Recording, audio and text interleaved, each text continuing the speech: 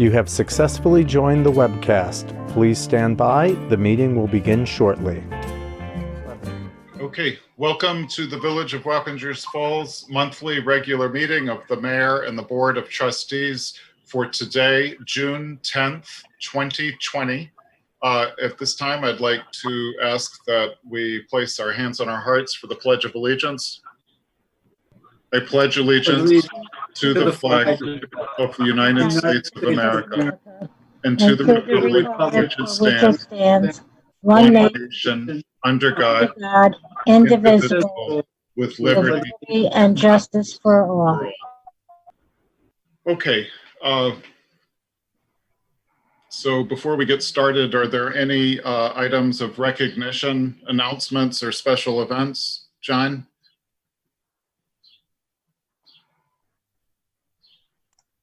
Not that I'm aware of, Mayor, other than your letter. Okay. So as you may have seen, I am issuing a letter for the events that happened on May 25th. And I wanted to read this into the minutes. We are very proud of our police department and all of the efforts they have made to ensure everyone's safety. Yet we are deeply saddened by the events that happened in Minneapolis on Monday, May 25th. And I would like to acknowledge the pain that our residents are going through and the entire nation is going through as it deals with the aftermath of that terrible day. So I'd just like to read this into the minutes. Dear Village residents, on Monday, May 25th, Minneapolis resident George Floyd was killed after a local police officer knelt on his neck for 8 minutes and 46 seconds, causing asphyxiation. Mr. Floyd's death is just one of a long line of mistreatment and brutality of African Americans. The horrific scenes shown during the murder of Mr. Floyd caused immediate unrest from the public. The Village of Wappingers Falls Police, the Village Board, as well as myself, would like to communicate to our residents that George Floyd's murder was a reprehensible act of force and brutality against one of our fellow Americans. We understand that when one of us is attacked, all of us are attacked, but those words ring hollow when there has been such a terrible, long history against African Americans. We have always prided ourselves on being a close-knit community and wanted to convey that this includes all of our residents. And furthermore, our police force is there to protect each resident equally. We are proud of our efforts to ensure everyone's safety. We are one of the first Dutchess County municipalities to use body cameras. That being said, we acknowledge that we, like our nation, still have a long way to go. As an ethnically and culturally diverse community, we embrace our brothers and sisters with the hope that we move past racial inequality and respect one another's rich cultural history. Most importantly, we sincerely offer our genuine concern and love to all who have been traumatized.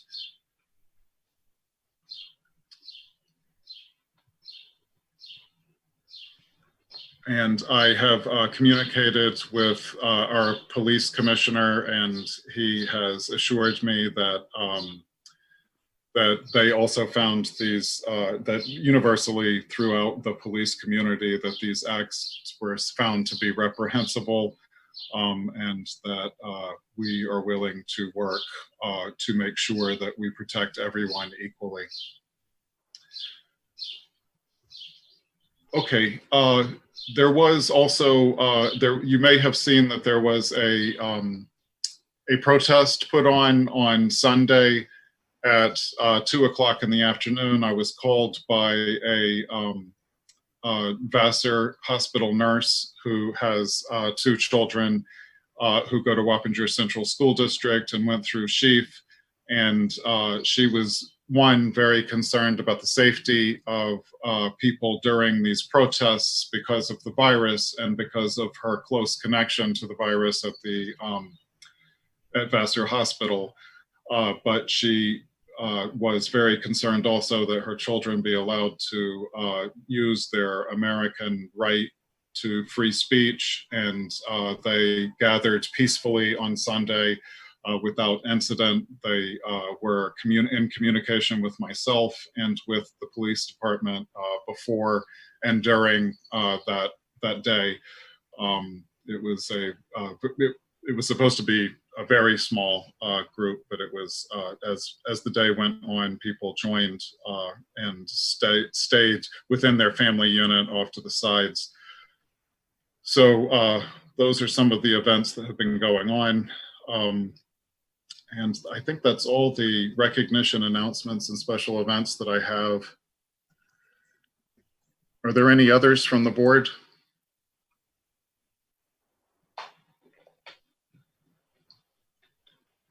Okay, John, you want to do the roll call? Mayor Alexander, Here? Trustee Markajon, Here. Trustee Davis, Here. Trustee Komornick, Here, Trustee Huber, Here. Trustee Panessa, here, Village Attorney Wallace. Here. Okay, thank you, John. Could I have a motion to authorize, to approve the minutes for the May 13th, May 19th, and May 27th village board meetings? I'll make it. Second, Second. seconded by trustee Panessa. All those in favor? Aye.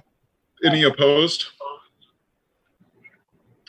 The next item on the agenda is, could I have a motion to authorize to pay bills as per approved warrants? Somebody from the finance committee? I'll make it. Let's take Mary Panessa made the motion. Could I get a second? Second. Seconded by trustee Huber. All those in favor? Aye. Aye. Any opposed? Okay, next item on the agenda is, John, do you want to talk to us about the Public Works and Labor contract for 2020 through 2022? Okay. I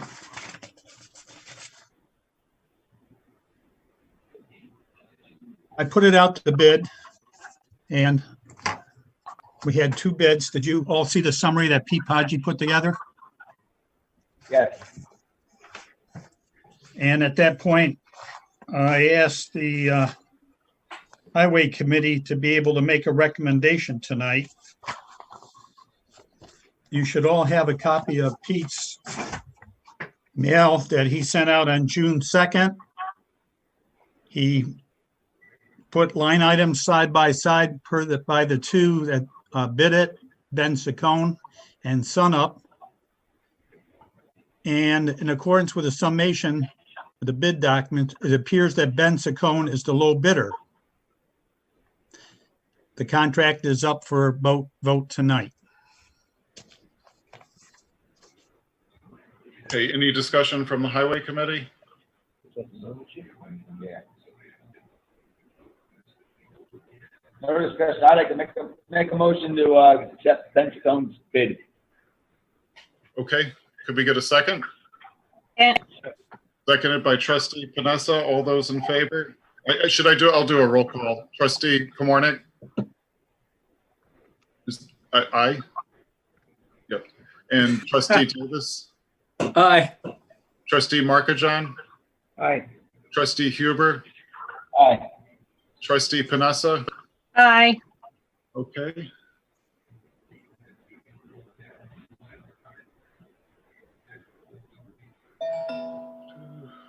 So that I have that right, you made a motion to award the contract to the low bidder. Correct, John. Ben Sacone, you said, right? Thank you. And John, do you have the letter from Brian Witten?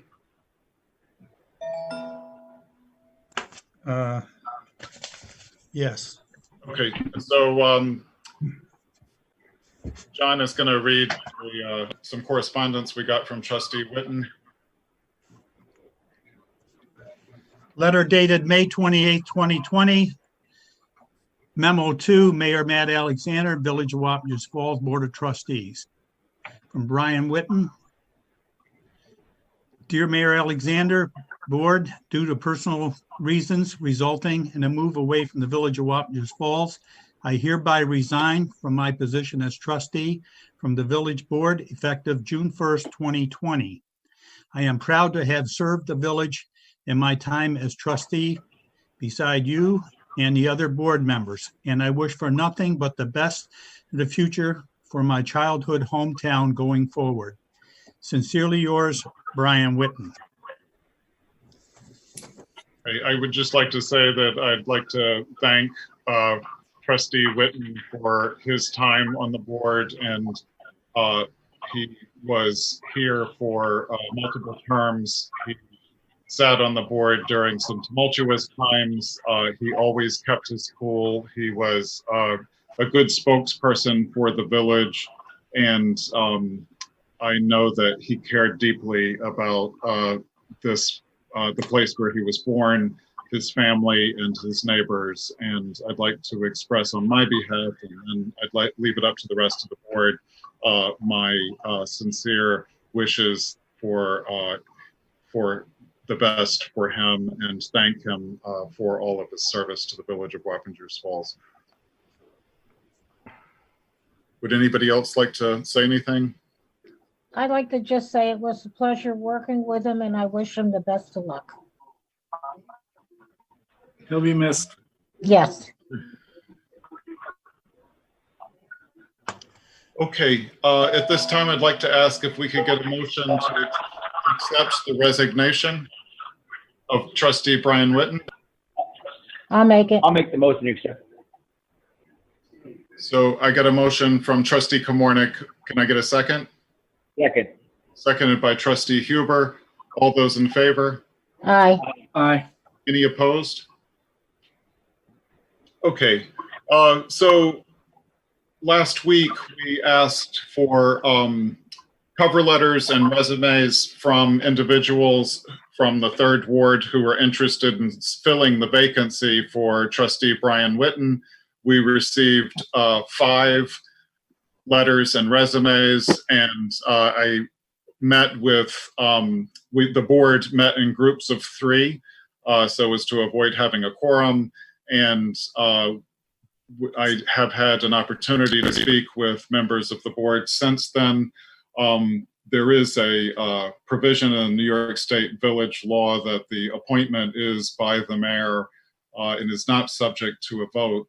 And after speaking with all of the candidates, and I'd like to say that all of them were excellent, and I would like to thank all of them for putting themselves out there, for expressing their interest in serving their community. We've done this a few times, but I don't think we've ever gotten that big of a response in 14 years anyway. And we met 5 people who were very devoted to the village, had lots of abilities, lots of capabilities, and I thought would have all been each individually a great asset to the Village of Wappingers Falls.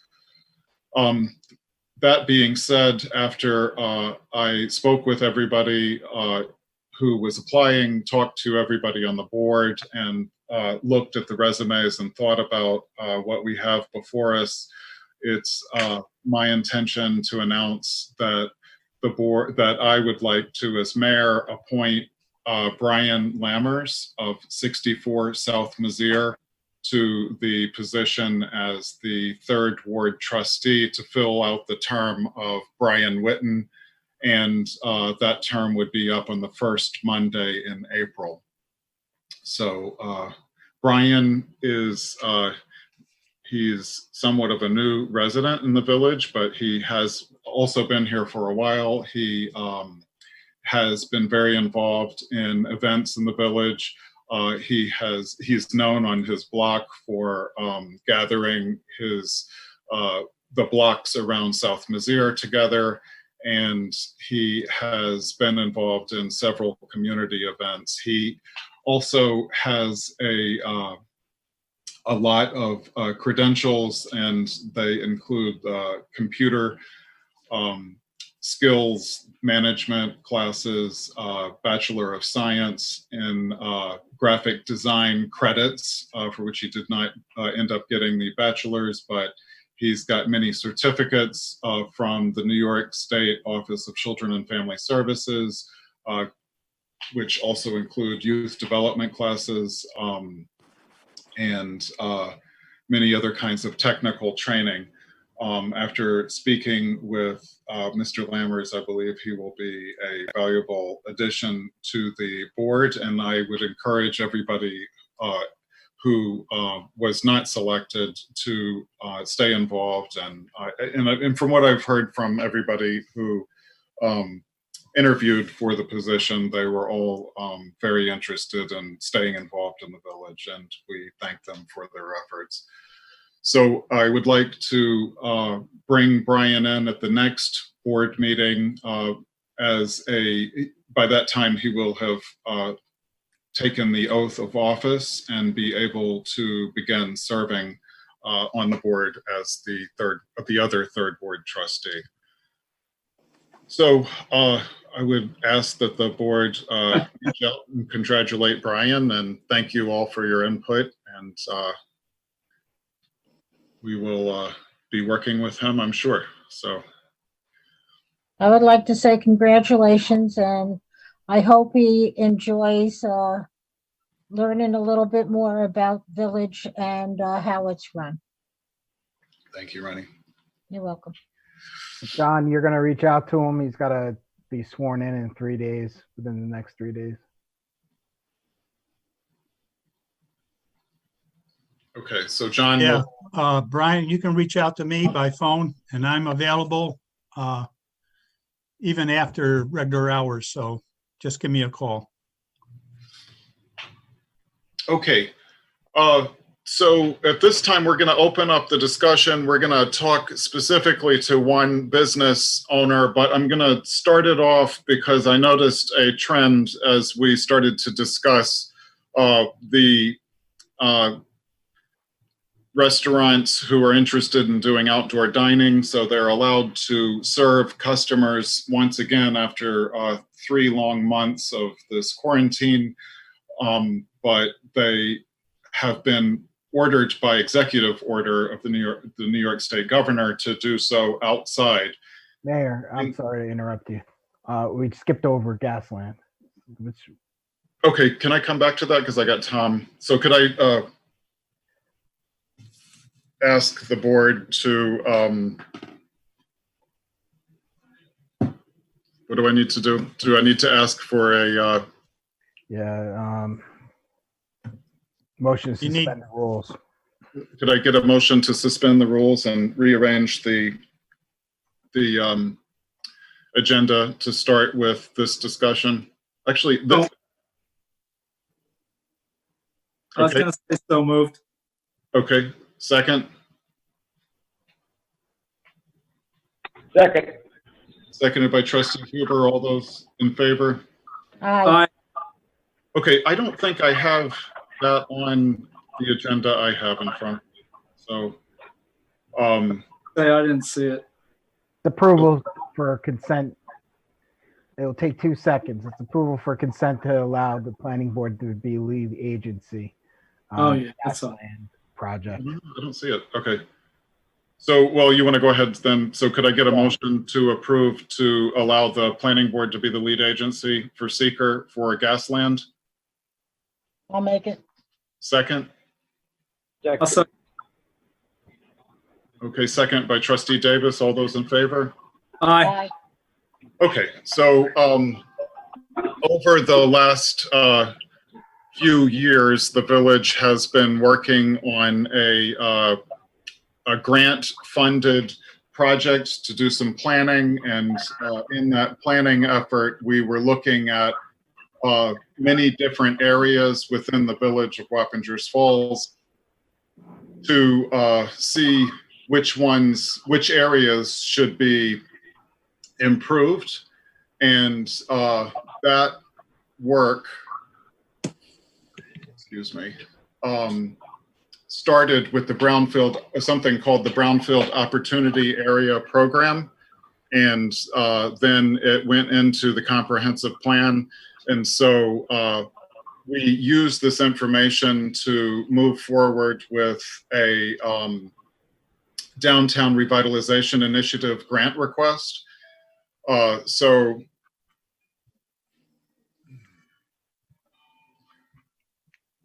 that being said, what I would like to do is just start off by showing you this one section and this map that we've done. So I'll share the screen.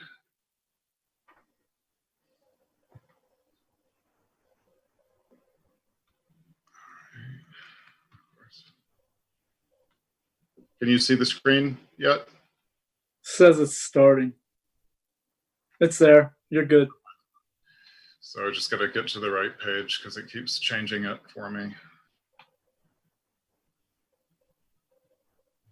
Okay, so the village spent lots of public meetings and discussions about changing key buildings in the village center area. And we said that first and foremost, we would like to make sure that we bring in businesses that are a positive for the village, create a walking atmosphere. We developed the lighting project that you saw begin last year throughout the village from this design. And we also noted many different lots throughout the village that we would like to do some work on. And this year we're talking about this, and I'm looking at the map of the village center. Is that the one you all are looking at? Village Center site plan, yes. Okay, good. Yes. So, so this site plan map is one that we would refer back to. It's the one that we took into the comprehensive plan, and it shows lots of different sites within the village with ideas about how they should be redeveloped. So one of those businesses is the business that we're going to bring up here now, and that's the Vinyl Room that came into where a liquor store had been before, next door to Wagon Wheel Pizza, but also adjacent to what is known as Mary Ross Park. And Rich, if you would allow John Kilmeyer, Mark Ciccarelli, and Tom Morris to be seen for this portion, that would be useful. Hi, guys. Yeah.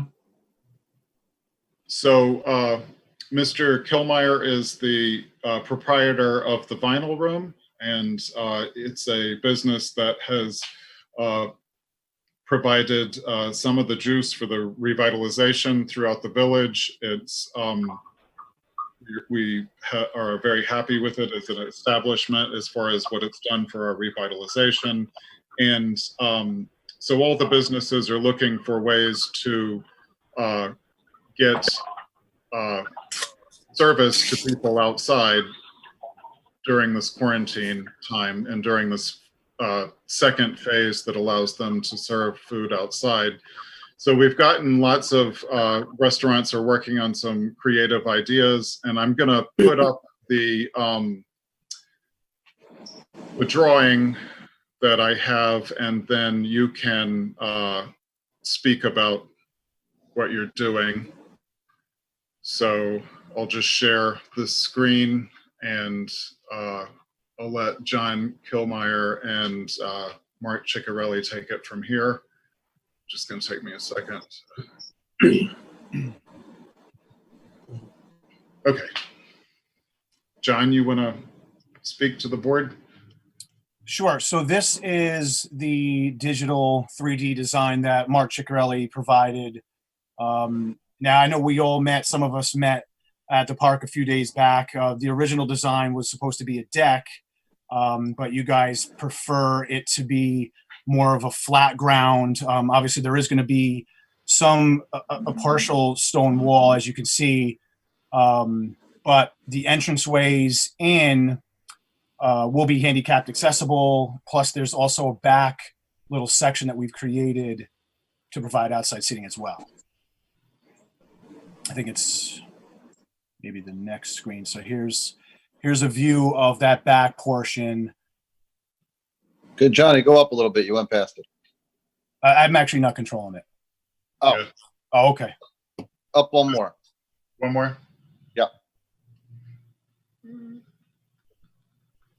That's the back area. Oh, yes. Okay, I'm sorry. No problem.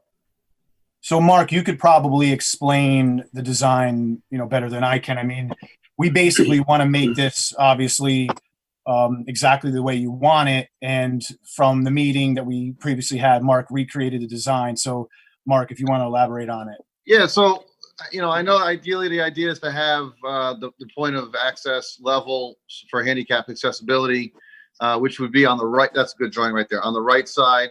On the left side, to make the patio level, the grade is a little off. It's off about 18 inches. So that's why you see a little wall depicted there. So that wall would come from 18 inches out of grade on the left, flush on the right, with a return back toward the building and another return for either steps or a handicap ramp on the back corner, which you really can't see from this drawing. We could do either or. So the material would be an engineered block. We're going to try and get something to match the wall that's near the wine bar. Get something as close as possible. I'm not sure. Again, we'll get approvals, and I'll get samples together so whoever wants to see them can see them. The paver, the floor itself will be an engineered block, probably Unilock paver. A couple different designs are nice. We could do something with some color and some maybe some brick borders to kind of tie it in with the building to kind of keep that old village look. And that's about it. I mean, kind of what the drawing is what we discussed, and I hope you guys like it. I mean, I know whatever we have to do for handicap accessibility will be done, for railings, guards, all that kind of stuff. I think it looks great. Thank you. I'm gonna change it and show them the. Did the screen change when I did that? No. No. No. Now you're back.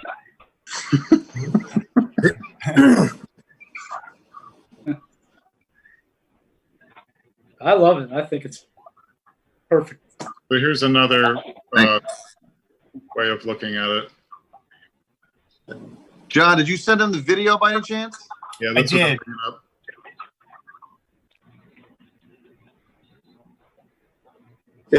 Matt's trying to bring up my thoughts on this. We met down there is that this is a public park area and it's open to the public. So although the vinyl room people could step out and sit there, people from the public walk in and sit there at any point in time. This is not exclusive use to the business. This is a public space. Yes, and I'm totally fine with that. I have no issues with that whatsoever. Yeah. No, well, I just wanted to make the point because, since this is the village property and you are being, very helpful in helping improve that space for the village, I just wanted to make sure that all the board members understood and the public who could be dialing in here that this is an improvement for the public in general, so that that area is open to those who wish to use it from the village. And it'll help your business as well, because they could pop right out your door and take a seat. Sure. Yeah, and I agree. I have no issues with that whatsoever. I obviously understand I'm funding everything. Just as long as, I can obviously legally serve beer and wine out there. I have no issues whatsoever with the public using the space. Well, that I have to defer to the board for that. So I have a question, because there's a plaque there for Mary Ross, a memorial plaque. So are we finding a new location for that? We would still, from the way I look at it, I think that we would look to put that at this location still. This would still be Mary Ross Park. It would just be Mary Ross Park redesigned. Are So you I referring imagine to there would the- be a plaque at the, probably on the fence post as you enter the patio area from the East Main Street side, right across from where Mary used to live. So whatever plaque is, this is Mark, by the way, whatever plaque is there, we can absolutely utilize in the landscape, on the fence, in the patio, wherever you guys would like it. We can mount it or set it up. It's not an issue at all. I think it's spectacular. And Mary Ross would be smiling from ear to ear right now. So I have a quick question. What would be the hours that would be open? I think I would stick to the same hours outside seating wise that Divine has. I mean, usually we quiet down around 10:30, 11 o'clock. I mean, you guys, I'm sure know I do have some events every now and then, but our normal weekend, normal Saturday, we honestly wouldn't get busy until probably 7 o'clock. Now, having that outside seating, I think I could open up probably 1 o'clock in the afternoon and be busy. So I wouldn't have an issue, closing down the patio at a reasonable hour. I mean, I totally understand noise ordinance. So, I don't want you guys to think that we're going to be having any DJs out there. If I do any DJ music, that would be strictly inside. But an afternoon acoustic guitarist, something along those lines, we would probably entertain. But other than that, I think we would keep it at reasonable hours. Thank you. You're welcome.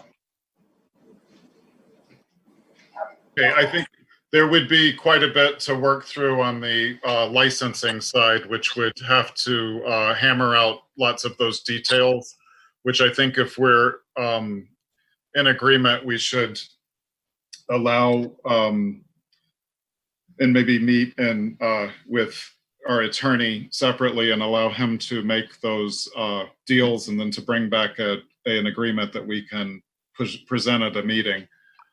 Yeah, so I just wanted to let everybody know that I previously represented Mr. Kilmeyer, so I'm conflicted out. So as a result, we got Rich Olson from McCabe and Mack as our conflict counsel, and he'll be representing the village of Wappingers Falls with respect to this particular application. tech being popular.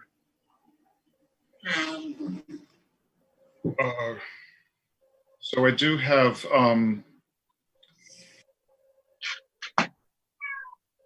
I think it's a great project. I think it's, so I'm going to open this up for comment by the board first and then by the public.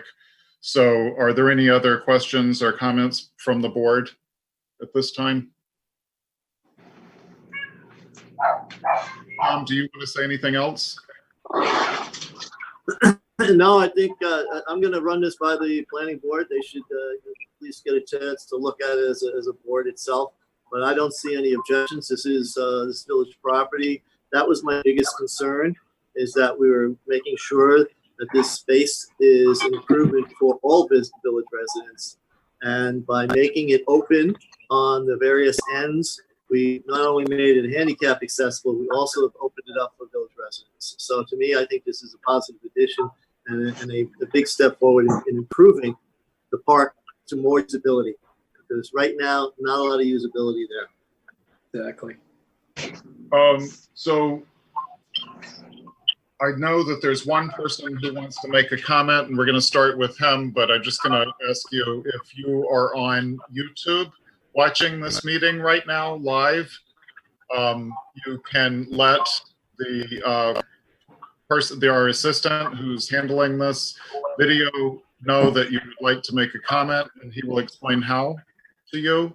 And if you are on Zoom right now, and we have one person who is on Zoom, and who would like to make a comment, and then anybody else can after that.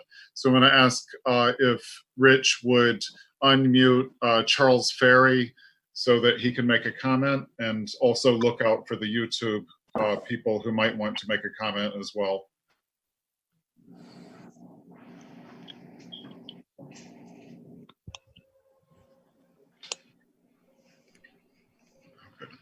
Hi.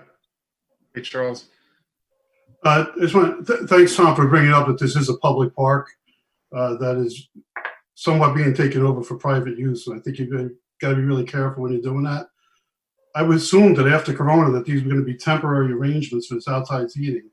I didn't think it was going to be taking public parks and turning them into private areas. I think you got to be real careful about doing this, because already I hear the owner saying that he'll be closing down the patio at certain hours.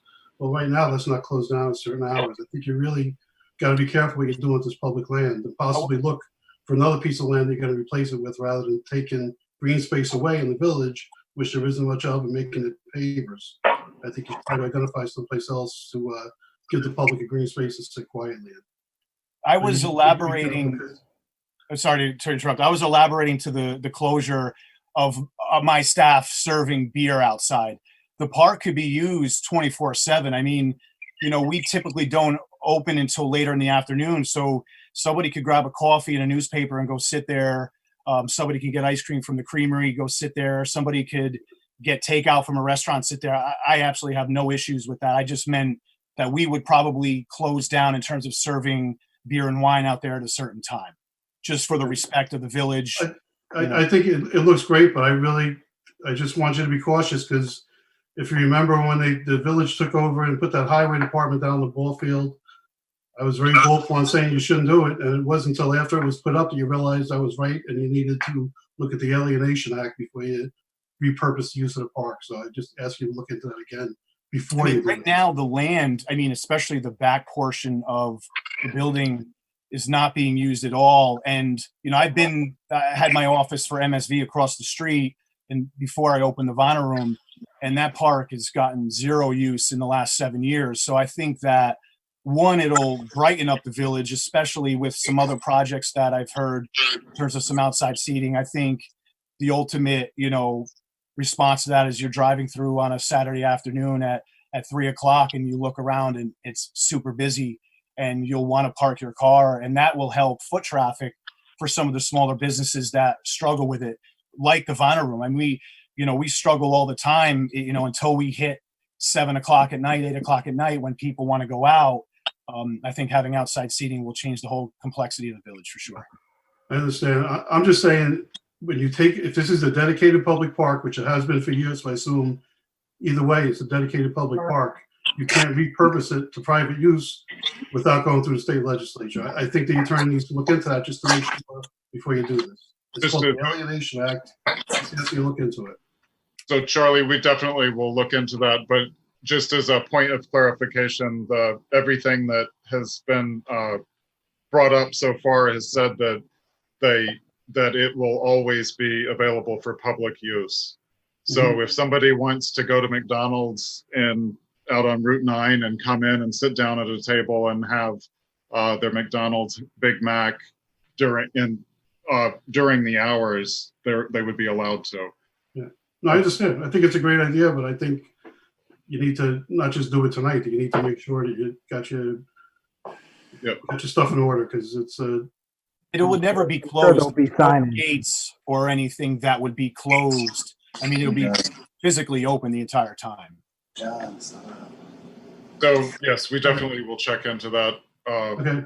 I think this is just to see if this is the first proposal, so this is just to see if we're interested in moving forward. Okay, thanks. Turn me off. Okay. Rich, you want to? Okay, very good.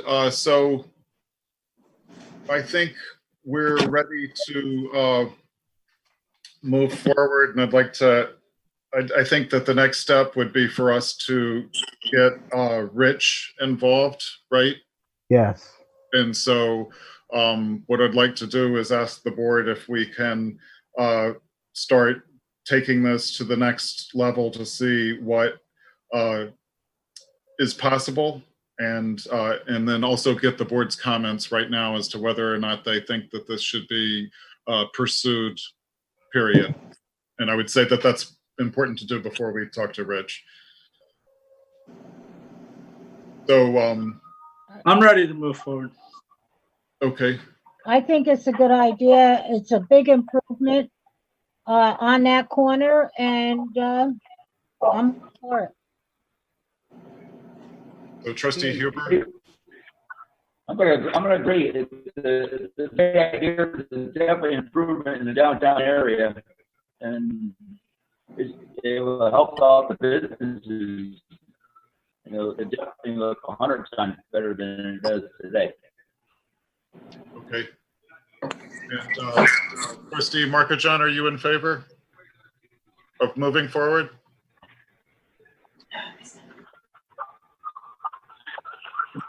I'm in favor. It's a good idea. Yeah, I'm in good. It's a good idea. Okay, so we've got lots of things to check out first, and then trustee Panessa, are you interested in moving forward? Yes, I am. Okay, and I think I asked everybody, right, Scott and Ronnie? Okay, so I did want to keep Tom here especially, and John, you and Mark can stay here for a second if you want, because we're going to keep talking about outdoor spaces. But I'd like to, we're getting to the point right now where the comprehensive plan has been reviewed by the planning board. The new zoning code is being put together to go with that comprehensive plan, and the plans that fed into the comprehensive plan, which most importantly would be the Brownfield Opportunity Area Plan, is being reviewed by the Department of State right now. That has been going on for over a year right now, but they are almost ready to get that back to us, and it's likely that within 3 to 6 months we would be able to move forward with the comprehensive plan. That being said, we're taking the ideas that have come out of the last 4 to 5 years of planning and putting them into grant applications. One of them is a $10 million grant application called the Downtown Revitalization Initiative, and we've been working on this with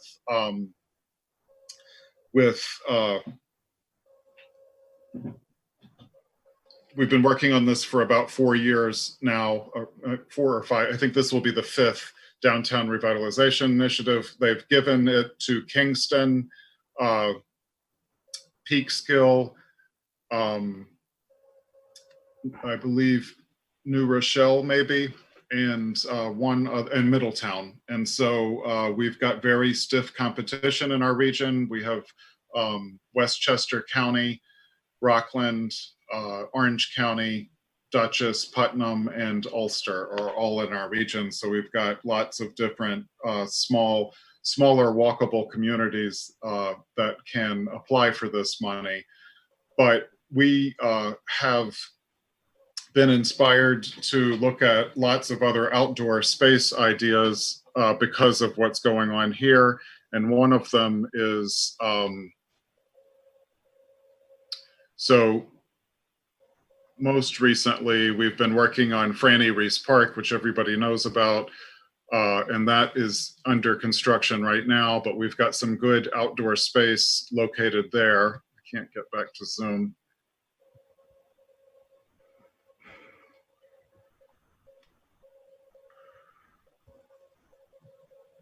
Oh, here I am. All right. And so I'm going to share what's going on there right now.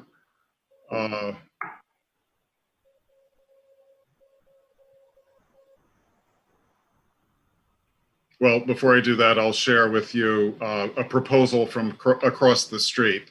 So across the street, we have the Goring Hall site, and we've seen developers come and go there.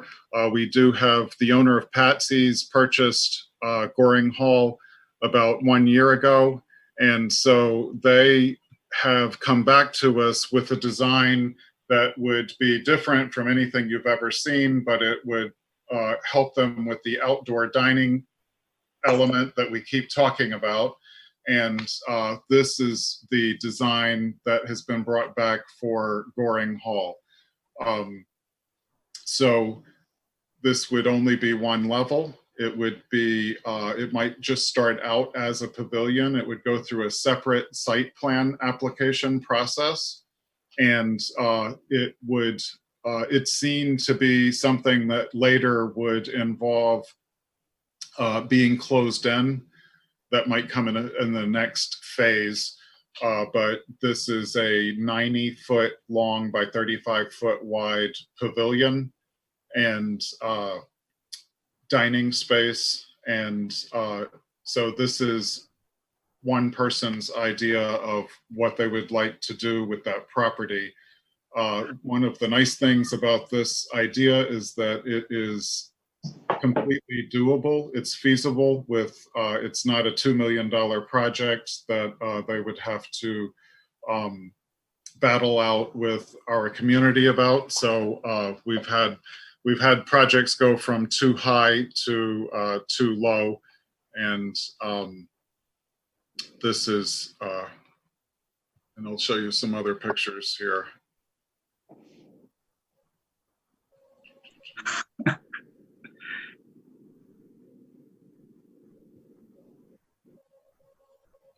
Of what they're talking about.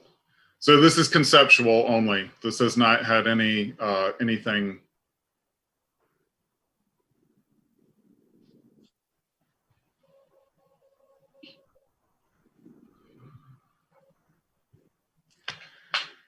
So this is this is the owner's proposal to us, and if this is something that we'd like to see. This is something that he would pursue at the planning board level, so it's not really up here for this comment yet, but this is just to put out here and see what the interest is. That being said, there's an amphitheater being put into place at Franny Reese Park, and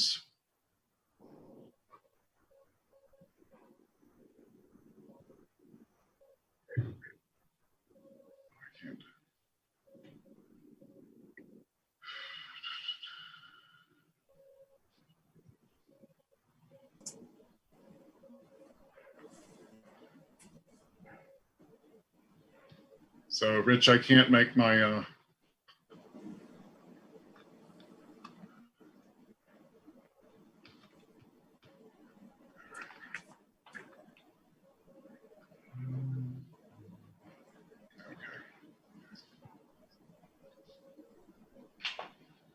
so,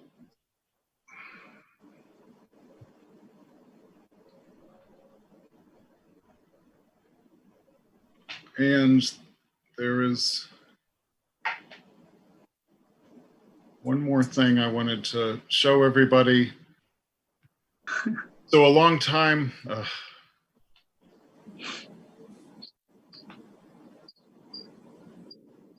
So Matt, while you bring that up, do you have a close on the parking lot in the rear of that? pardon me? From our discussion the other day, the use of the parking lot behind the area you just showed for temporary. So the two property owners are in discussions about whether or not that would be something that they would be able to work out. So I'm not sure. No, Matt. No, if you go to the south of that, what you just showed, there's a parking lot on the upper level. We were talking about possibly having the Patsy's Pizza, having some outdoor seating in that parking lot during the coronavirus area here for outside. Yes. He is, so they're talking to, the two owners of the two parcels are talking to each other. And okay, good. Yes, we'll see if they can make a deal about that. Just for everybody else's information. So this executive order right now allows restaurants and municipalities to work together to make space arrangements that weren't necessarily approved in site plans to allow for people to, in these very unusual times, to put dining elsewhere that was not included in their site plan. And so the idea here is that the 14 Market Street Marshall's Deli building had a parking lot and reservoir behind it. It's a pretty large parking lot. It overlooks the Falls View Park, and there's opportunity where they might be able to put tables in that parking lot during specified hours that the village would have a say about, and allow the restaurant to use that for table space. So all this discussion about outdoor areas, along with what we're doing at Franny Reese Park, has also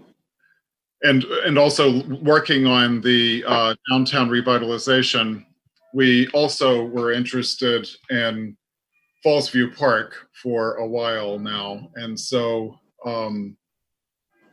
the ability to open up public space in Fallsview Park, and this is another example of something that would that is a park that would require there to be participation with New York State legislature about to make sure that it was able to be used as portions of it were be able to be used as non-park areas.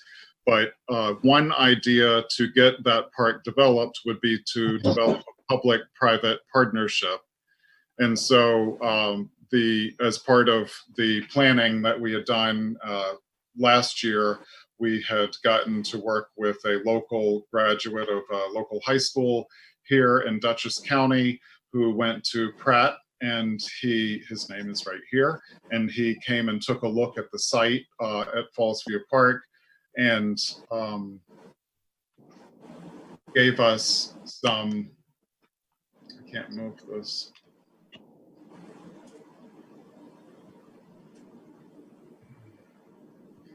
Concept plans.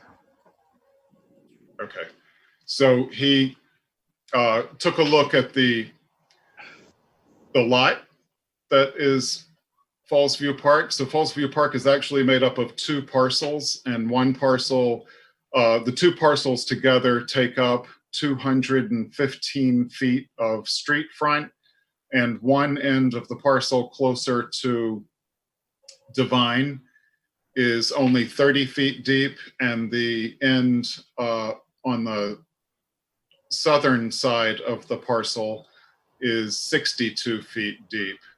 When the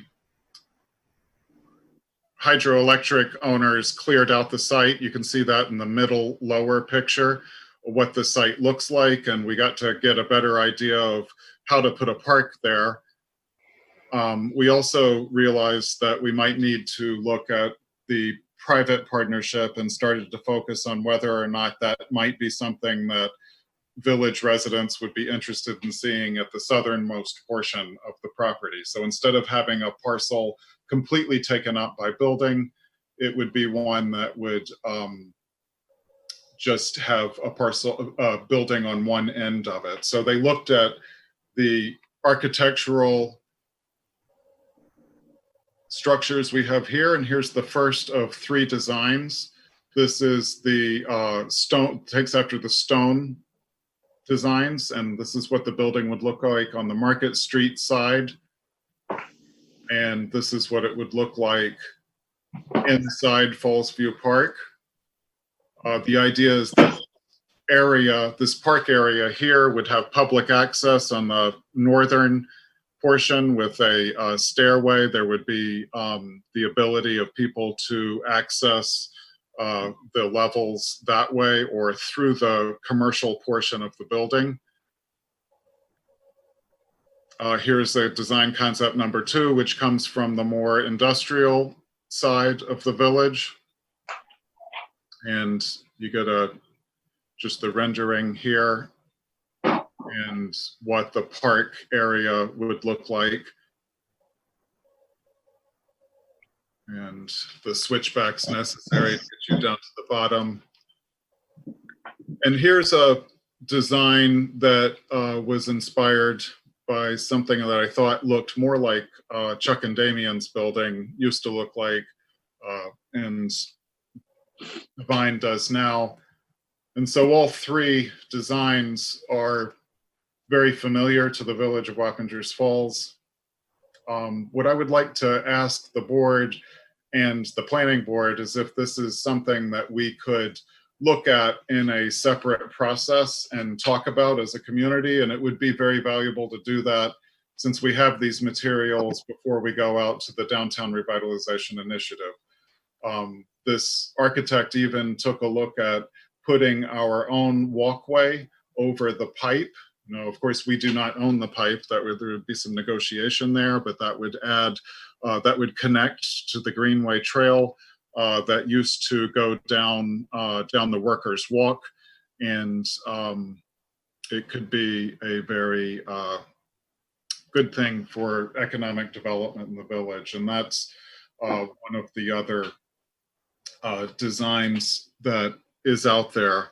So I would like to take those designs out there, start talking more about the boathouse, Franny Reese Park, these outdoor pavilions. You know, I think it's, many people have said along the way that just with the outdoor deck at Divine, with what's going on maybe at the Vinyl Room and Goring Hall's site, I think it would be a good time, I think, to think about, is this something that we'd like to see at Fallsview Park?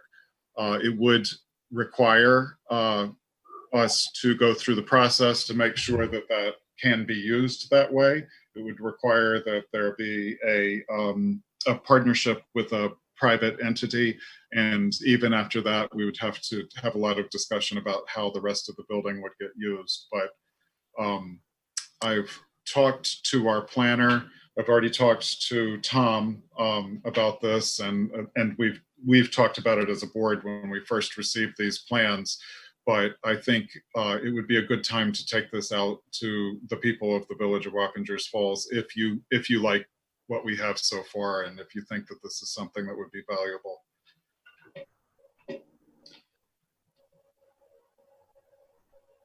So I think the only thing I'd like to ask you at this point is that something that you might be interested in, or do you have comments that you'd like to bring up now? Scott, you must have, something must be going through your economic development brain. Yeah, I'm forward. I look forward to moving ahead. The Goring Hall portion of this was new news to me. I did see the Fallsview Park, and I know about the boathouse and Franny Reese. I think they're all great projects. Goring Hall, you know, we have to discuss it. Several questions come to mind, but we put it up for public interest and see what everybody thinks about it, and then have the opportunity to ask some questions along the design phases and see if we want to move ahead and start funding, or what we have to do to enter into partnership on the Fallsview or the Fallsview Park project. I think we're all headed in the right direction. I think economically it helps us a great deal. John's your project, John, is for Mary Ross Park is great. It puts that park, it gives it, you know, use purpose for everybody. And I think the right project at Fallsview would do the same thing. You know, I'm a big fan of the bridge, Mayor. So I think that's a great plus for me, but that's really secondary to what we're trying to do here. But I think all of them just think about all those projects. If we could make them work, how wonderful it'd be to just help more people come in here. And I think that's really what it's all about. I mean, economically, I think it's a big plus for the village. Okay, any other comments? Tom, you? No, I look forward to seeing this in front of the planning board as we work our way through the process here to pick the right design that blends best in the village at that point there, as well as the overall layout.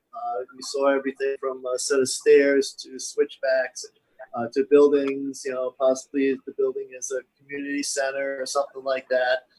With some real merchants at one point in the building, some other, because it's multiple stories.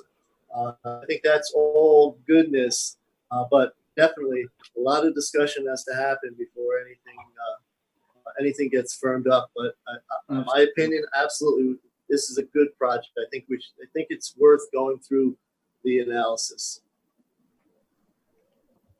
Okay, anybody else from the board have anything to say? Are there any public comments? And Rich, you should be looking on YouTube too. No one? Okay. Okay, I'm going to give it another 5 seconds because it might be slow on your computer as it was on mine. Mary, did Jason want to say something?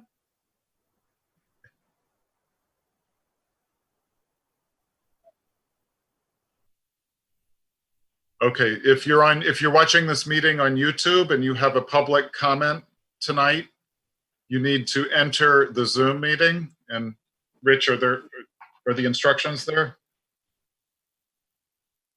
So you have to go to the village website, www.wappingersfallsny.gov, and look at the instructions on how to go onto the Zoom meeting to make live comments. Okay. If you come on later, you can still make comments. So if you're on YouTube and you're still trying to get to that, you can,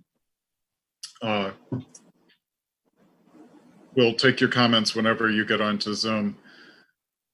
Okay, so if there's no more discussion about this, I'd like we move forward with in the comprehensive planning process that we're in anyway, and start developing a public process for people to talk about these kinds of projects. Are you guys okay with that? That would be public meetings, kind of like the one we had for Franny Reese Park about 2 years ago. Okay, so are you guys on board with that? So I see Ronnie, yes. Scott, yes. Mary, yes. Billy, Yes. Kevin, okay, good. All right, so we'll start working on that with the planning board and the planner and see what we can bring back to you. So John, for you, I think our next step is to reach out to Rich Olson, the attorney, and to figure out how to get this down on paper for you, okay, and see where that goes. But we will be talking to him tomorrow and see where we get, and I'll talk to you. Okay. Yeah, just keep me in the loop. Okay. Okay. Thanks, guys. Thanks, Matt. Thank you, John. Appreciate it. Thanks, Jeff. Thanks, John. Good job. Thank you. Appreciate it, guys. Thank you. You're welcome. Okay, so after all that discussion of outdoor space, we still have to look at a resolution to approve temporary application for restaurant outdoor dining. And I'm going to let our attorney talk to that. Yes. So you know, as everybody knows, Dutchess County is part of the Mid-Hudson region, and we recently moved into phase 2 of the state's moving forward plan. And phase 2, the next phase is 2 weeks from now, hopefully, if everything goes well. And we'll be going into phase 3 at the end of June, it sounds like, or third week of June. But with phase 2, it allows restaurants to open for curbside pickup, and you know, the state and our county executive actually have issued a bunch of executive orders to kind of help get restaurants off the ground and get them running in consistent with the nice warm weather of the summer. And towards that end, the county executive on Monday passed an executive order that he has to renew every 5 days that relaxes the site plan process. It makes it unnecessary for restaurateurs to have to make amended site plans to, you know, incorporate outdoor dining. So I've been taking, you know, a lot of webinars lately, you know, on this particular topic, especially on as it affects restaurants that have liquor licenses. And it is a very complicated process, but basically from the webinar that I was on yesterday with the State Liquor Authority, they are pretty much going to defer to the local municipalities to enforce their own local laws and they're going to give a lot of latitude to these municipalities when it comes to, opening it up, the contiguous properties to alcohol, service of alcohol for this particular measure. All right. That doesn't mean that this is going to be a permanent thing, but this is going to be a temporary relaxation of our code, our site plan requirements. And we don't have to go through the local law process. As you know, that can be lengthy. And we can actually pass this particular measure by resolution. And that's what you have before you today is a proposed resolution that basically gives Brian Murphy as our building inspector / zoning administrator pretty much total discretion, subject to the protocols and rules and regulations that the state has given everybody, with social distancing and masks and things like that. So it incorporates a lot of SLA measures. It incorporates a lot of the COVID-19 safe distancing protocol, but it gives us a little more, or it gives Brian a lot of latitude in that respect. So, having said that, Brian, if you want, I see you're on the call here. If you want to chime in on that and what your experience has been talking to, some of the county health officials and powers that be. Yeah, I have no problem with the resolution and moving forward and working with the restaurant owners to figure out, where they can safely put tables. And that's, I've worked with them last 2 days trying to figure out what they were going to do with their outside tents. And now we could deal with sidewalks or other places. So yeah, I don't have a problem with it.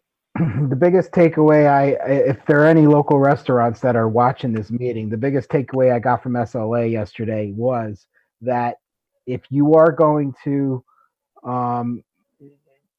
open up to the outside and use some contiguous space, number one, they want to see that you have approval from your landlord to use that area. Okay. And if you're going to be serving alcohol in that area, they want a diagram, and you are going to have to, it's going to be incumbent upon you to not only give it to Brian, to the local municipality, but to give it to SLA within 5 days.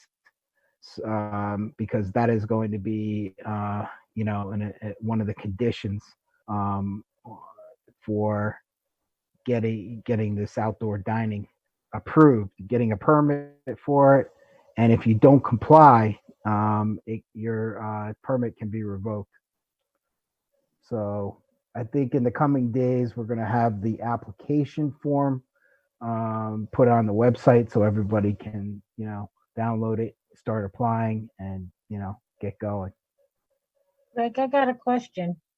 What about the liability for insurance for these people? That's going to be their responsibility, right? Yeah, in our application, there's going to be a hold harmless to the village. No doubt, we are just facilitating basically the wishes of not only the county executive, but the entire state, so that the applicant or the restaurateur is going to have to hold the village harmless for anything that happens as a result of anybody who might contract, let's say, COVID-19 while dining. So that is going to be a requirement to hold the village harmless, that is. Right, I was just asking.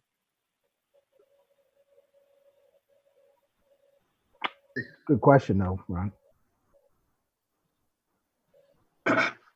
Okay, this is for restaurants without liquor licenses also, correct? They just don't have to send to the liquor authority. That's correct. Okay. Well, obviously, if the restaurant doesn't have a liquor license, they don't have to notify the SLA because they're not under the jurisdiction Yeah. of a license with SLA. But they should still contact my office and apply for a permit to be out on the sidewalk? Yes. Absolutely. Yeah. And I don't know what regulations you're going to have to make with in notifying county board of health either. But that's something you've been working on, I know. There's no fee to these permits, correct? These are all open? I didn't hear you, I'm sorry. He asked if there was a fee. No, I don't know of one unless you guys have set one. No, I'm just Unless the board has asking. set one. No, I'm just asking. I was Okay. curious if there's a fee. I would see if we can waive it. I mean, Okay, Right yeah, now there's- I don't know of one because we actually have to create the permit. We don't even have it yet. Yeah.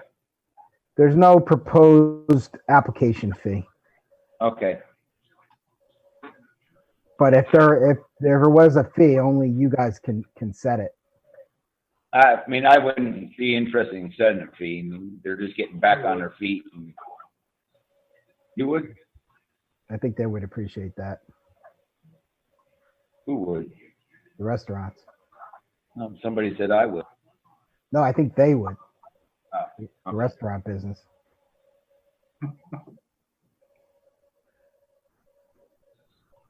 Okay, are there any other questions about the resolution?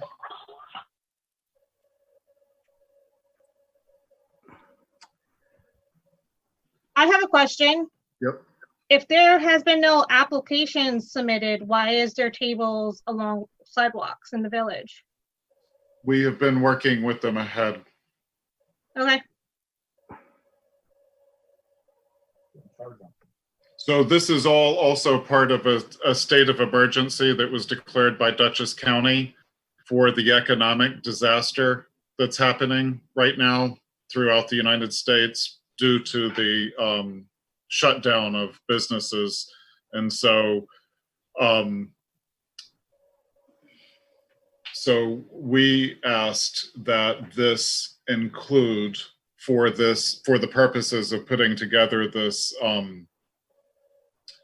this process for our restaurants, that we named deviation from our site plan review, from parking requirements in our zoning, and blocking of public ways, which would be the places where this is on in public parks or on sidewalks or streets.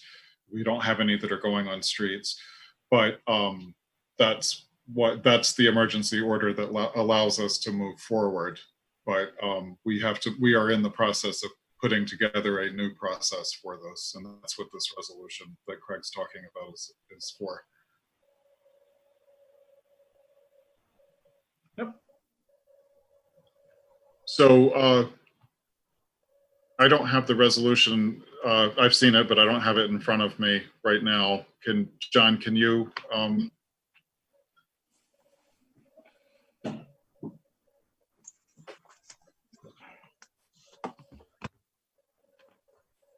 You want me to read it, Mayor? I think you should read the. Yeah. Is there any way we could put it on the? Everybody should have it. I sent it out at Oh, let me put it up then. Wait, hold on. 6:30 to everybody with all the resolutions in order. It's rather lengthy. It's resolution number 24, 2020.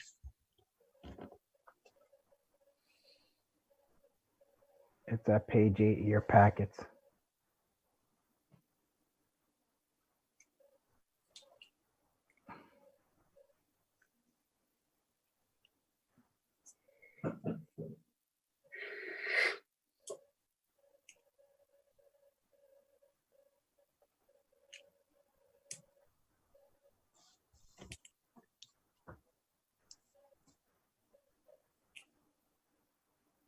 All right, I'm just pulling it up.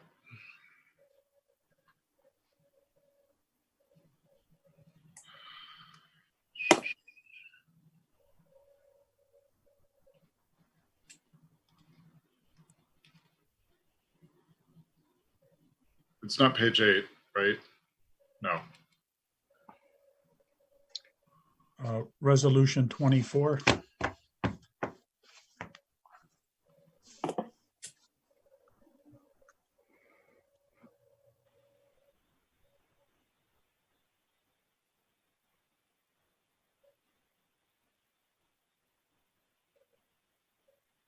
Okay.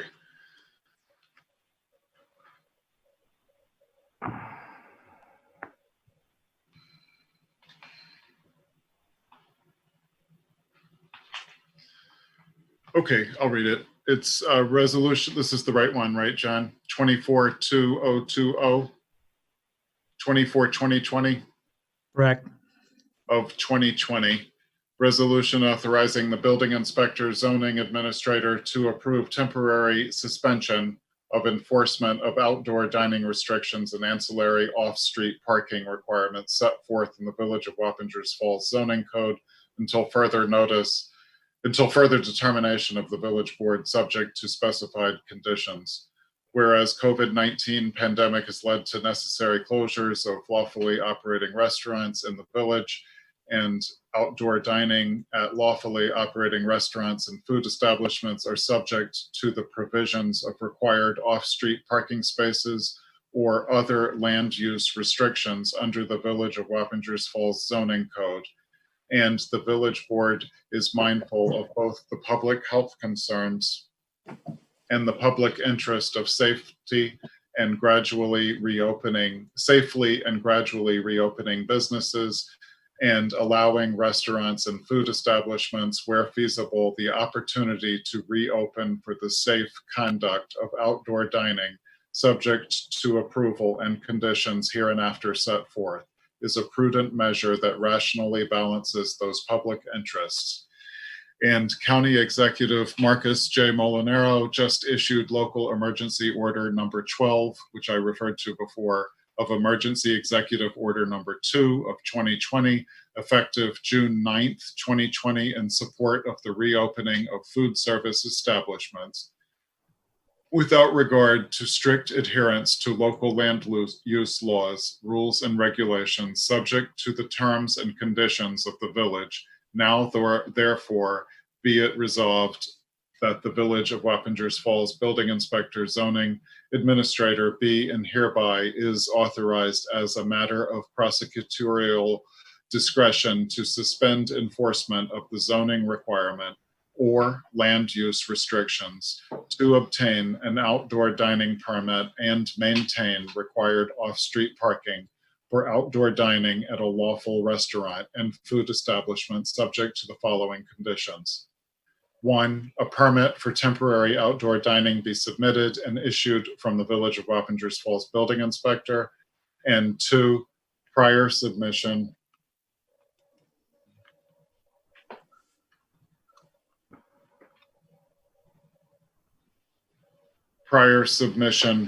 to the building department of 2 copies of a property survey showing the proposed location of outdoor tables and chairs with the total outdoor occupancy indicated, as well as the areas on site devoted to off-street parking, and number 3, as to be shown on the survey, all temporary outdoor dining areas must be protected from vehicular traffic for occupant safety in the judgment of the building department and the fire inspector's office.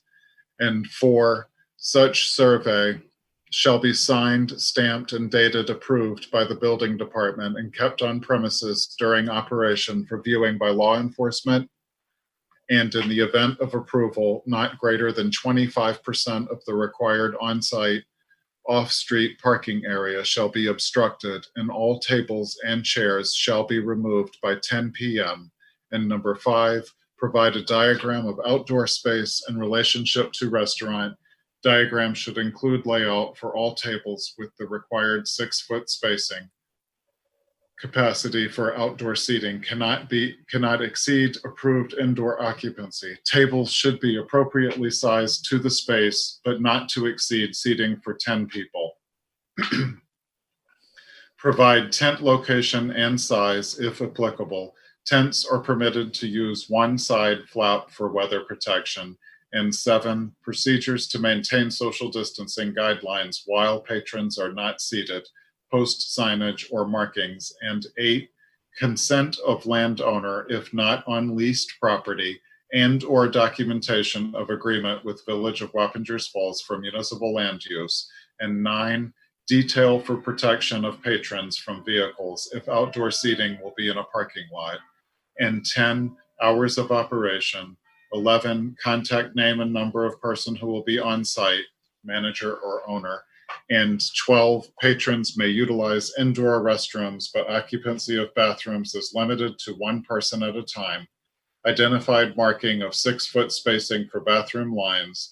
And 13, no patron of the restaurant or food establishment shall be permitted within the interior of the restaurant or food establishment unless and until authorized by order of the Governor of New York State or other controlling authority. And 14, all compulsory social distancing and other applicable COVID-19 requirements shall be observed. And 15, food and or beverage must be consumed in outdoor open air areas without a fixed roof besides a temporary or seasonal awning or cover.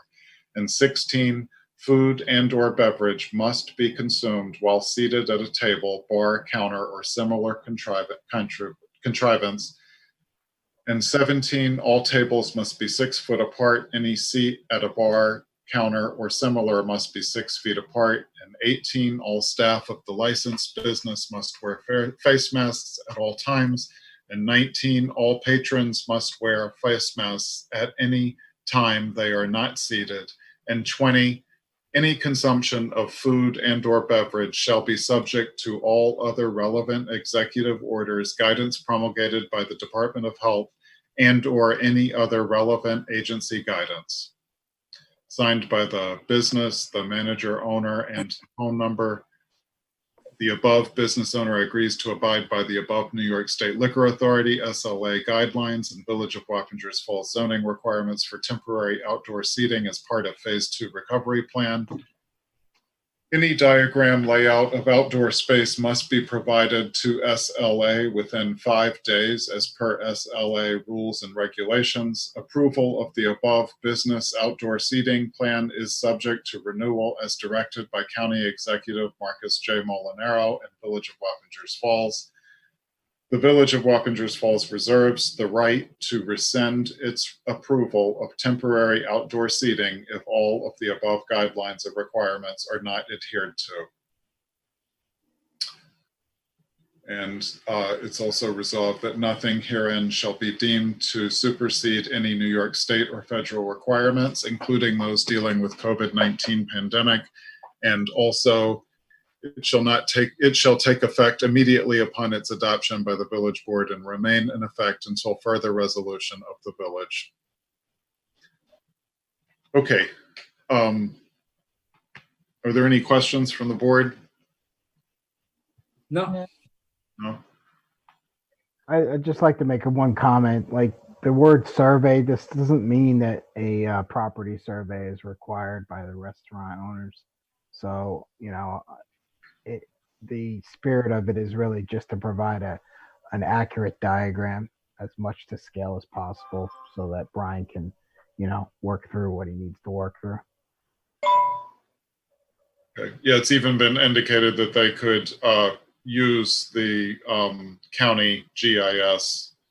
So that's the spirit of this, is that they would be able to explain. Okay. Superimpose the proposed use over the parcel access GIS. That's what I've seen. Any other comments, questions? Mayor, I do. I was number 13 on that on the resolution. Can you put it back up? I apologize. I thought it said something about that the patrons can't enter the restaurants. Trying to make it clear, the bathrooms are, from what I understand, allowed to be used. So, yeah, that's allowed by the under law. However, okay. We're talking about service of food. And above it, it says in number 12, patrons may utilize indoor restrooms. Okay. Yep. Yeah, hopefully on phase 3, you know, they'll be able to utilize the interior. So many of these provisions are going to go away once we get through the various, you know, phases, hopefully, and there are no, you know, reoccurrences.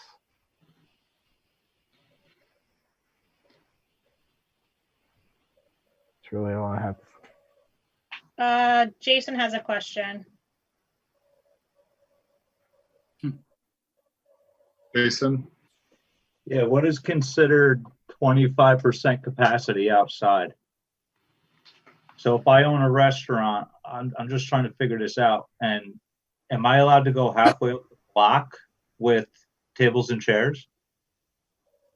No, 25%. Are you talking about the 25% of the required on-site off-street parking?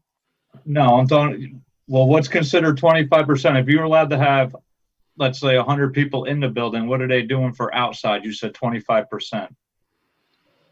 So that's not, I think you're talking about number 4, which is where they'd use the 25%, and that reads. Can't use the entire parking lot. So Well, I'm that's, talking about sidewalks being used. I know the businesses want to get moving. so where's the 25% about sidewalks? Is there another one? No. I think What it I'm was. saying, Okay. what I'm saying is, so I'll use County Fair as an example. Can I go up past Graceland with tables and chairs? On village property, if we allow it, and that would involve the fire department and the building inspector, yes. Yes, what? Yes, you would be allowed to use village-owned, or if you have an agreement with another property owner's property, and the village agreed to it too. All right. Are they gonna have barricades between the curb and sidewalk? Well, that's going to be limited. God forbid. Yeah, that's going to be limited. I mean, we would be able to shut that down if they were taking up too much of the sidewalk. No, I'm talking about when we had the auto accident with the car into the building. Just think if that was on the other side of the street. Is there anything that's gonna stop, you know, God forbid? Or you just haven't thought about it? No, there's not going to be Jersey barriers up in front of is that what you're asking? Anything. It could be even the gates we use for St. Patty's Day or something that would stop a car probably, but not so much them concrete ones, but something. Yeah, no, that's not, I mean, I think that should be taken into account when looking at the site to see if it's a place that's likely to have that, but, That's all I got. It's going to be a case. I'm sure it's going to be a case by case analysis and up to the discretion of Brian Murphy. yeah, I think that's a good thing to look at, Brian, you know, because we would know, and you should talk to the fire department and the police about places where, like, I don't know how many times I've seen a car roll into the front of Knights of Columbus, probably 3 in 22 years. So, that might. Okay, well, okay. So you might want to take history into account as you can gather it. That's fine, then I don't, maybe we hold off on signing this then, or you guys hold off on signing it till we figure something out, because I'm not gonna grant them on that sidewalk if somebody has a concern of them getting hit, so we might as well not do it, unfortunately. Yeah, but you have total discretion, so that's something that, you know. Yeah, I would think a fire chief is bringing it to concern. But you already have there's going to be cars parked in the parking space in front of most of the area. There's only select places where that's possible or likely, you know, in the likely. So I don't think that that's likely in the straight of way where there's cars usually parked in the parking spaces in front of the stores.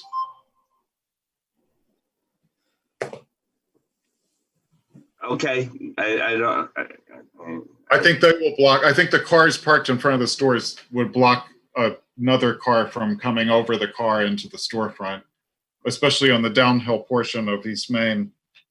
Like if you were at 2653 East Main, I don't think that would be likely at that point.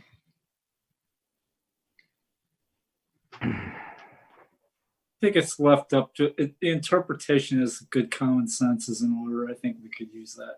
I don't think we have to prohibit anything. Okay, are there any other comments? You know, am I off mute?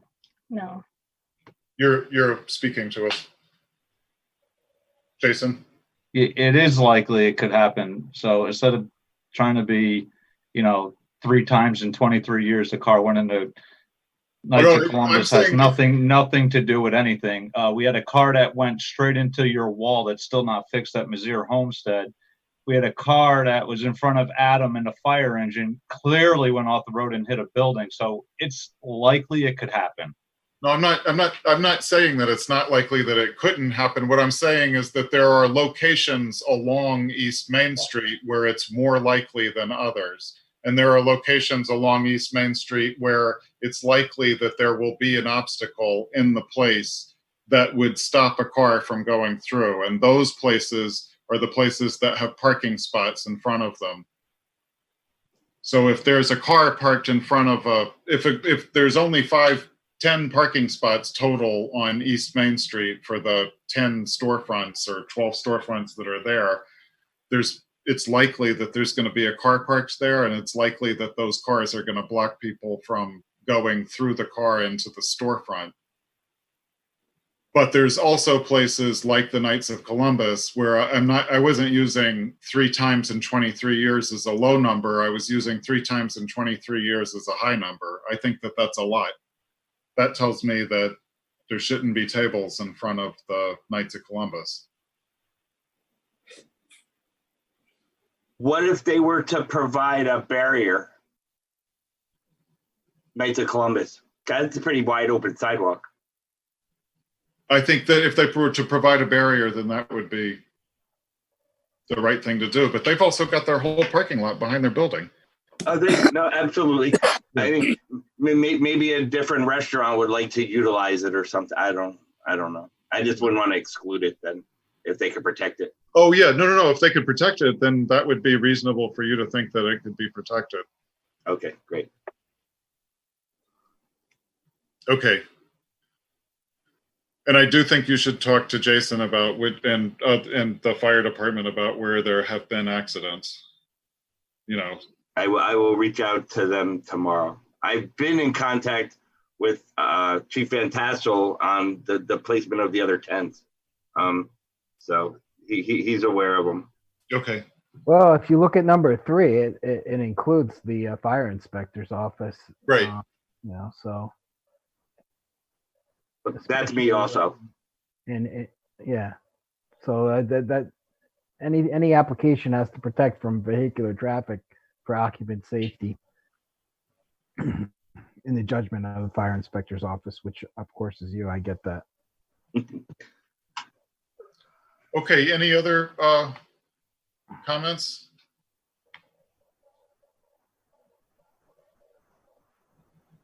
Okay, if there are no other comments, does somebody want to make a motion? I'll make it. Second?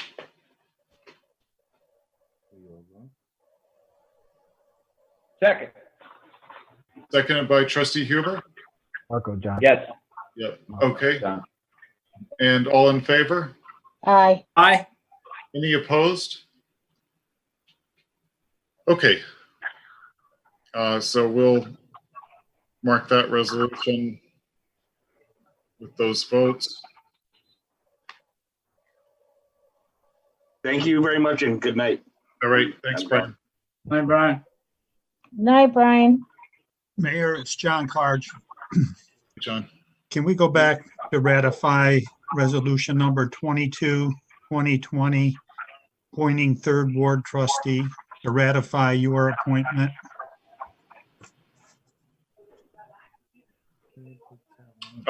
Yes. Could I get a motion to ratify the appointment that I've made? I'll make it. Second, I'll second it. seconded by trustee Davis. All those in favor? Aye. Aye. Any opposed? Okay, thank you.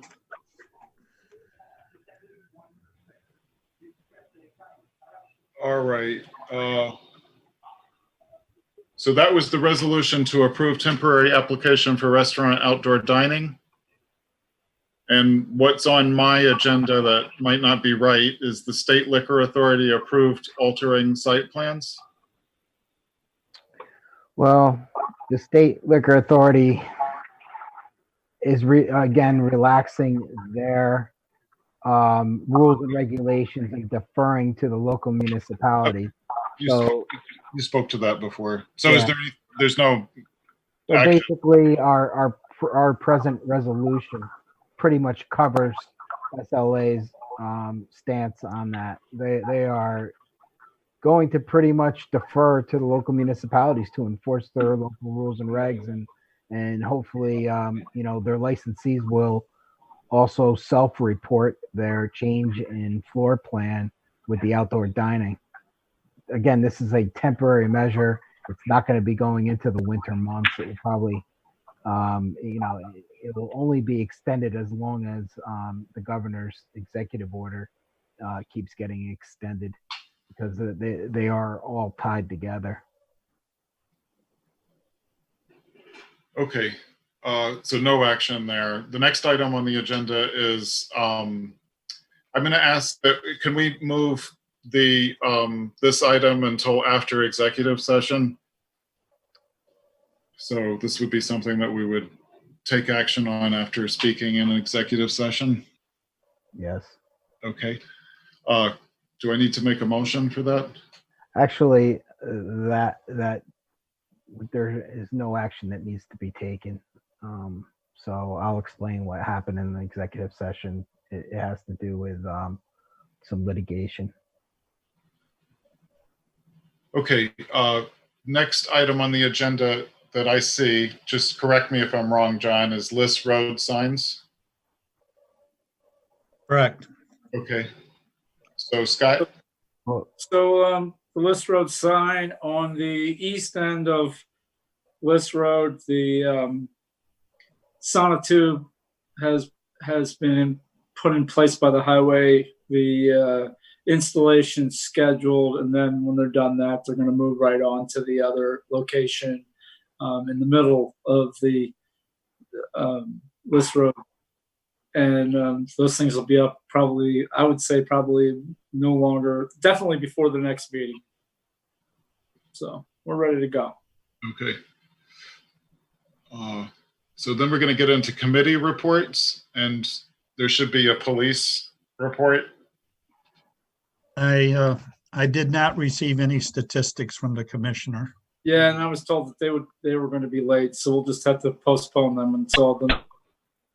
So we'll do that at the, Yeah, we have a transition period there, and we're trying to assign that duty to someone, and so it's we're almost there. There's someone working on it now, actually. So by the next meeting, we'll catch up. Mayor, we got to accept the resignation of the police officer Amanda Peets too. no, we said that we're going to push that off to the end. Okay. So yeah, that's the thing. Okay, EDC, Scott? EDC, I'd like to make a motion. I'll explain first that we received a letter of resignation from Courtney Culp as the chair of that committee. That committee did not meet last month, so effective, I believe it was yesterday, she resigned. 2 days ago, she resigned.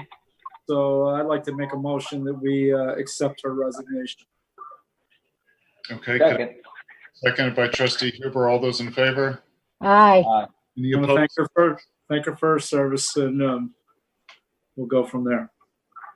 Okay, So there was no meeting in this past month, so we'll have one next month. okay. And who is on the highway committee? I got you. I'll do it. The highway guys did the paths in the Mizzier Park last month. I asked them to do all the paths, so that was done. And this week they were doing a sewer line in front of Tindying. Bad sewer line. That's all I really have now. I mean, I have the report, right? I don't have it in front of me tonight. Well, one thing that I could bring, if I may, Your Honor, the highway department, I think it was the last pickup for shrubs and brush and leaves was this week, right? Yeah, Monday they do it. Right, but wasn't that the last one for a while? No, I think they do it throughout the year, to tell you the truth. Okay. They do it every Monday. Oh, Okay. no, and also, Because one of the we're residents, on this road was told that they were going to stop. That was going to be the last one for a while. So I just wanted to clarify. I could be wrong. I could be wrong, but I thought it goes throughout the season right up until November. All right, so we can follow up with Pete and we can put something on. We'll have Todd put it on the website. I just want to make sure there's no miscommunication there. Yes. And also I got, we're going to bring back the parking lot, cleaning the parking lot. We've had a problem in the past where we need help with the police department. They're closing on Sunday night. So we talked to Commissioner of the police department, Walter Burke, and he's going to set it up for July. So, and I'm going to go talk to Pete, and we're going to go in there the first Monday of every month. From now on, the parking lot will be closed for a couple hours due to cleaning and maintenance. And hopefully we can get some lines painted again this year. Good. And then Mill Street parking lot. Thanks. Okay. Keep Trustee Huber, you got 3 more. Yep, Kevin, fire, recreation, lake. Fire. I got fire department had 13 calls for the month of May. If I'm pretty sure, if I'm correct, Jason can fill me in. And Garner's, they took delivery of their mini rescue truck back in May, and Johnson's is proceeding with their new engine. That's it for fire. Recreation, there's going to be, right now, as of right now, we're not sure, but we have 2 concerts scheduled, one for the end of July, and then I think there's another one for the end of August. I'm not sure of the dates right now, but they're still on the calendar. Cindy has more information on that. And we brought up, camp was canceled due to the COVID, just because the social distance with the kids would be kind of hard. And lake, we are out there. We've been cutting them, moving them. So we're out there. I got 3 guys now. I'm going to go out this weekend with the 4th guy. So we're going to get it going as fast as we can. These 2 gentlemen are retired, so they can go out during the mornings or during the day sometime. Whereas for Brian and I, we'd have to wait till after work or a weekend kind of thing. So, and that's all I have. Okay. I think that's all I have. Okay, so the water board met Monday. There has been an increase in rates for both water and sewer. Sewer by default. The water rates were increased by 3% across the board to meet the revenue expectation that we need to pay the expenses of the water department. The other issue that we continue to talk about is the filtration plant. And there was, of course, all the, there was discussion of what was the usage of water throughout the system for the last month. So, Scott, anything on personnel that you can talk about? No, our biggest personnel was the appointment of Brian Lammers. And there has been, everybody's been in place following the COVID regulations, and that's been pretty much it. On the sewer side, we continue to work on our projects at the Tri-Municipal Sewer Commission and the plant. And so we're working on the clarifiers. We're also working on the surge tank. And we're trying to manage the flow. There's been a lot more wet weather, and there's been a lot more spikes in wet weather. So there's been sudden wet weather, which has caused there to be changes in the amount of flow that we get at any one time. So that's been challenging for the system. So there is presently a large capital project being talked about at the Tri-Municipal Sewer Commission, and we, the Village of Wappingers Falls, has offered to be the grant writer and the grant recipient, and it would flow through to both the village and the town of Poughkeepsie, as well as the town of Wappinger as tenant, through the Tri-Municipal Sewer Commission. But it would be projects that would be good for the processing of our sewage, our common sewage.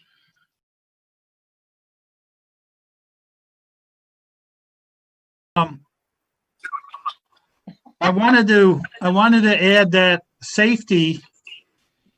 I'm keeping inventory of the PPE equipment, and I posted 25 two-sided signs throughout the downtown area, first, second, and third ward, to wear a mask. You might have seen those signs. Good job. I think that'll help.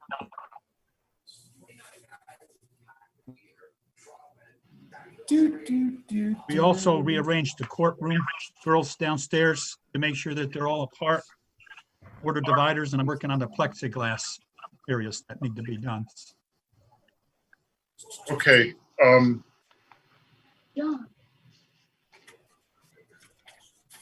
Did you go into executive session? No. Okay. Okay, so I think before we go into executive session, there was somebody here for 2 hours that was going to speak.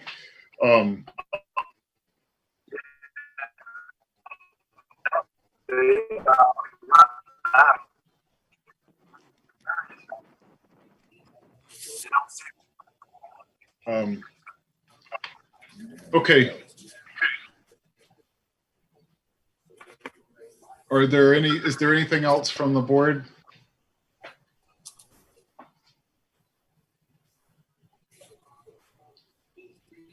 Yeah, I got one. I got one, Mayor. I brought this up in the past. The town of Wappingers, they're having board meetings back at their town hall. Is there any reason why we can't do that? I don't think we can invite people to assemble by executive order. Isn't church open? Don't they have church opens this weekend? Church opened today, Okay. yesterday, but church is not open on Sunday. It's only open during the week, and they can only have a certain number of people there. All right, I'm just curious. I do have a comment, and this is just my opinion, that if we can stand online to go to Home Depot and go to grocery stores, and we're now in phase 2, there is no reason why the Village of Wappingers Falls cannot hold their election. Cannot what? hold their election. Okay. I don't think it's fair. I mean, nothing against Scott or Ron, but this process has been way too long. And like I said, if we can wait online in all these other places and we're on phase 2, working on phase 3, there's no reason why we can't have an election, why we have to wait until September. That's the governor's call.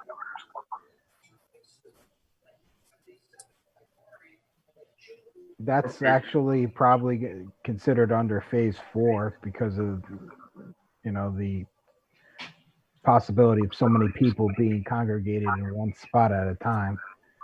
And that's the governor's call. He's the one who actually set the date He set a date for phase 4? for village elections. He did. Oh. But if Ron the Cars meeting, has been actually on that every single week. He's been sending NICOM questions about village elections. I'm on top of the election process. It's the governor made a ruling that it would be September 15th, and that everything is in place as far as the candidates, the absentee ballots, and all of that remains the same until then.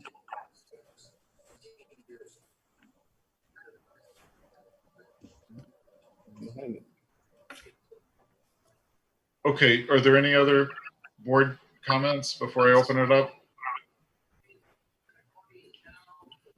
Okay, at this time, if you're on YouTube and you want to make a comment, you should come on to the Zoom meeting. You need to go onto the village website at wappingersfallsny.gov to get instructions on how to go onto the Zoom website.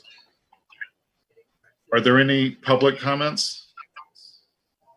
Hey, Charles. Barry, go ahead. So I was actually watching, I wanted to hear about that List Road speed sign project. And I'm just wondering why List Road was chosen to put those signs on. Well, to give you a brief history, it started with a petition from several of the residents on the road. So we held meetings and asked for public input. And it was actually a state police colonel who actually made the suggestion for the sign. It was also discussed at the time that there are several problems with several streets in the village. So the suggestion was made as a result that we purchased the signs. We had the sheriff's department put the trailer out there that had the miles per hour, trailer put out there, and they did it as a test program, and it seemed to curb the speeding, because what happens is Route 9 gets backed up, and every time Route 9 gets backed up,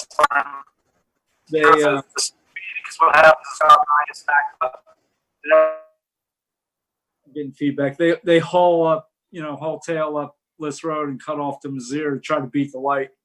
So as an end result, what we decided as the board was to test program List Road and see what, if purchasing the signs, they use them in Rhinebeck, they use them in other locations, and they seem to have been working well, and that's what was suggested to us. So we decided to pilot them on List Road, and that's how we came up with it.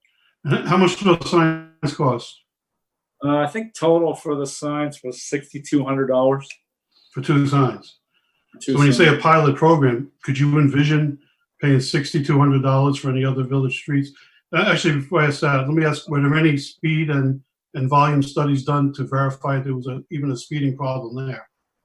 Believe me, You can ask anybody in town if cars are speeding on their street.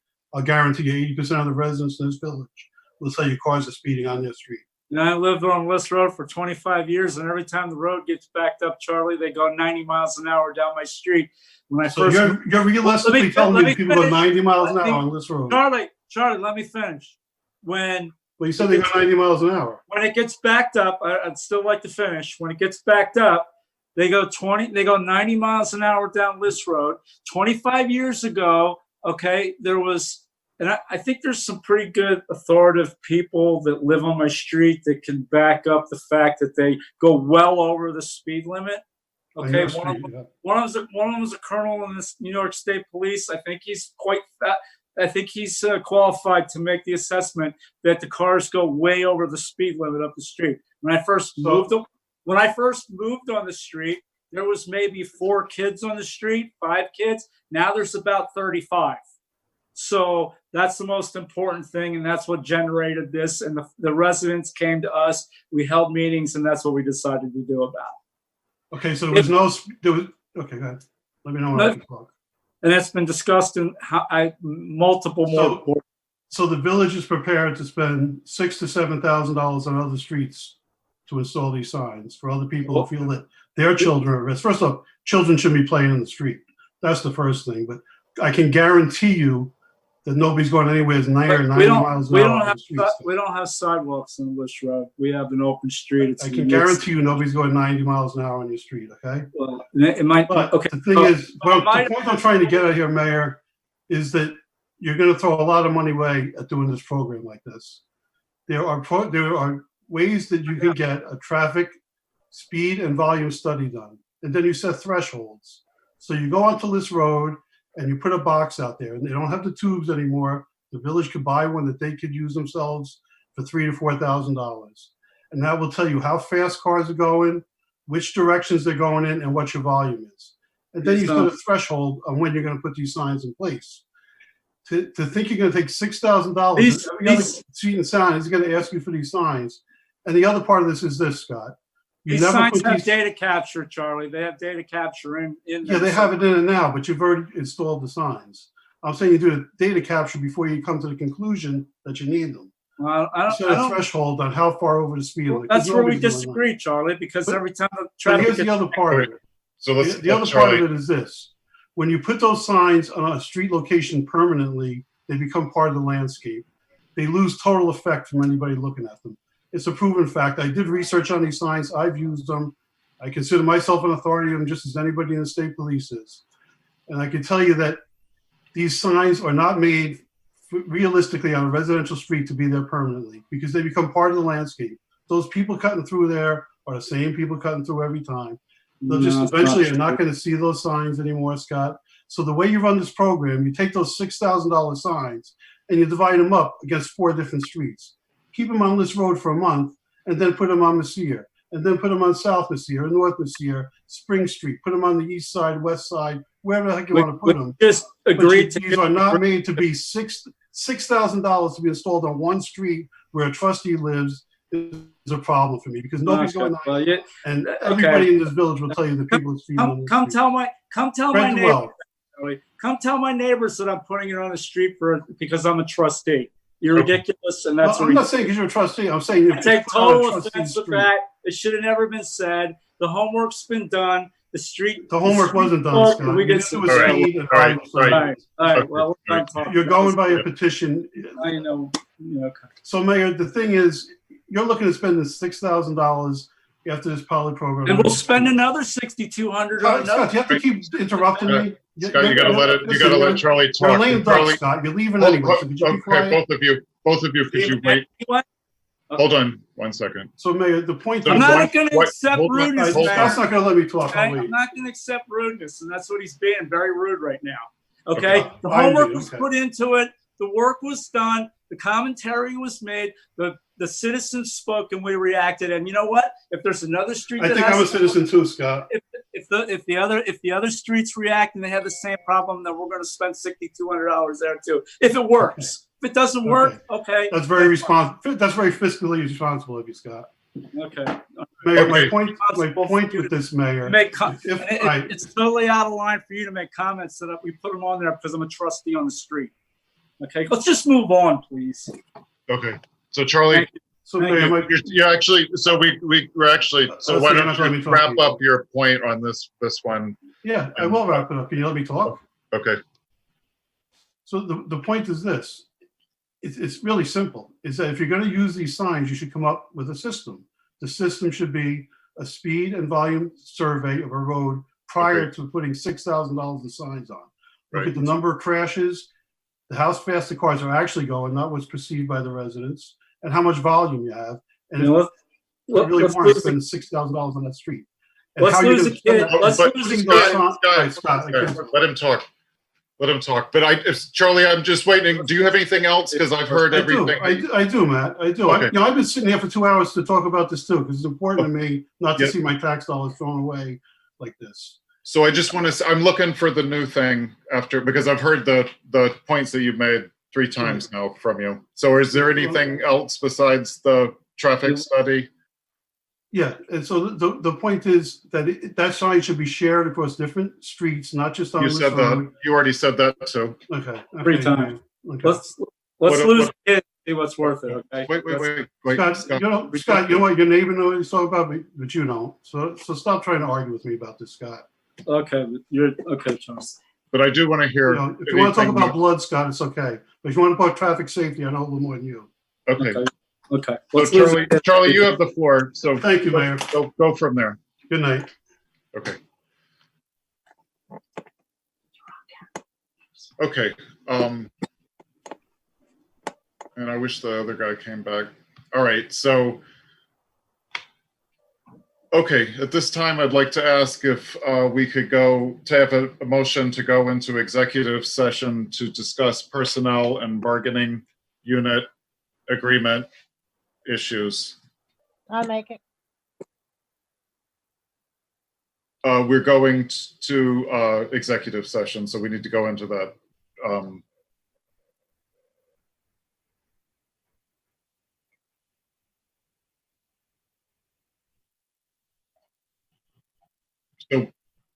So we don't have anything to vote on? We don't have anything to vote on. Okay, so then you can end the meeting.